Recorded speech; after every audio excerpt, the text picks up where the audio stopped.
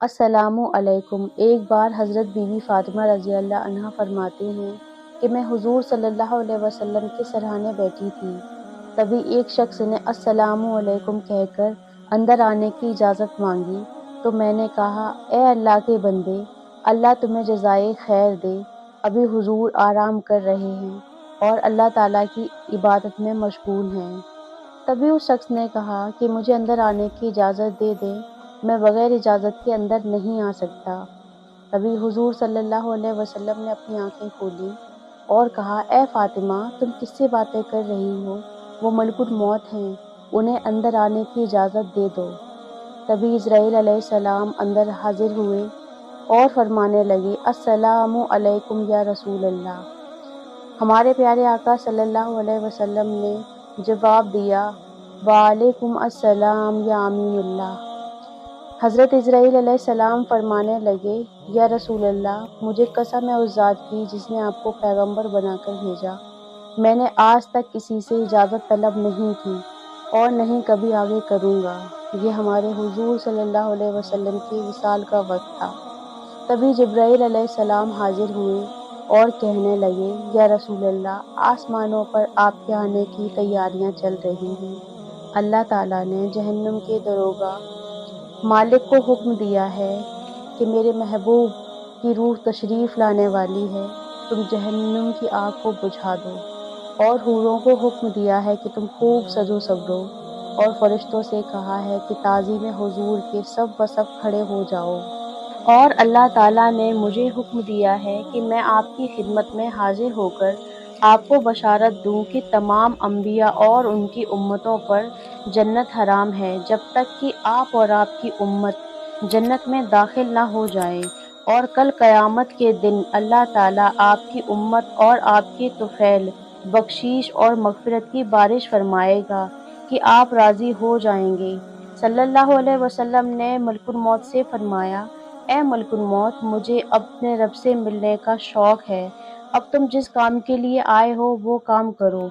मलकुल मौत ने फरमाया कि मुझे हुक्म है कि जब तक आपसे इजाज़त ना ले लूँ, आपकी रूह कब्ज़ ना करूँ। आप सल्लल्लाहु अलैहि वसल्लम ने मलकुल मौत को इजाज़त दे दी। मलकुल मौत ने भी अपना काम करना शुरू कर दिया।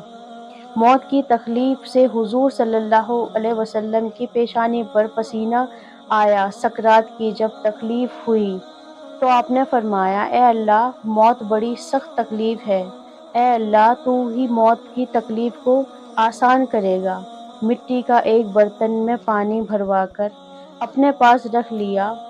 मौत की घबराहट में बार बार पानी में हाथ डालते और अपने चेहरे मुबारक पर लगाते और अल्लाह से फरमाते, या अल्लाह, मुझे अपने पास बुला ले।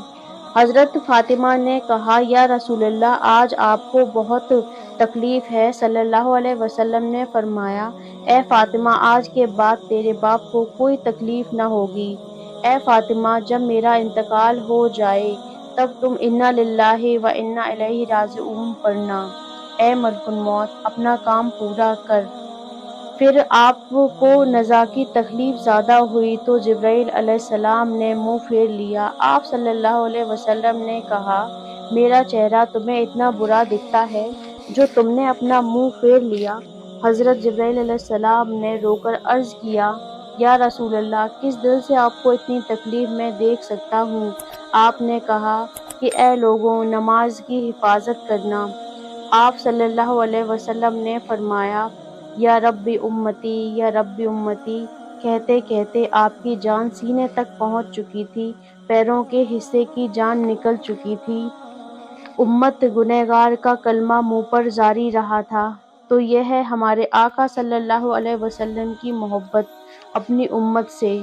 उम्मत कितनी मोहब्बत करती है उनसे कि हमें फज्र की नमाज के लिए उठना भी मुसीबत लगती है, हमें अपने गर्म बिस्तर छोड़ते हुए तकलीफ़ होती है, हमें दुनिया की मोहब्बत में ऐसे खो गए हैं कि हम सब कुछ भुला बैठे हैं।